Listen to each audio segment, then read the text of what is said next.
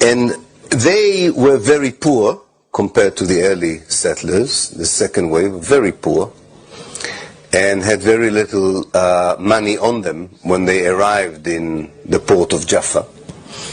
They knew nothing about how farming and agriculture, because as you know, Jews in Russia and Eastern Europe were not allowed to work on cultivation of land, and had nowhere to stay, and didn't know how to make a living for themselves in the new country called Palestine.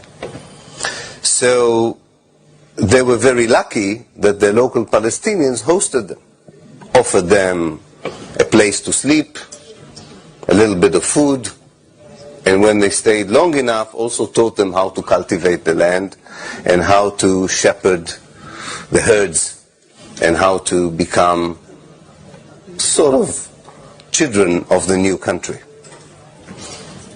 But at night, these settlers, under the candlelight, wrote diaries. They were obsessive diarists. They wrote a lot of, every day they wrote in a diary, which is good for the historian. They wrote about everything. A mosquito bite, they didn't sleep well, a lot about the women they didn't like, the women didn't like the men didn't like the men.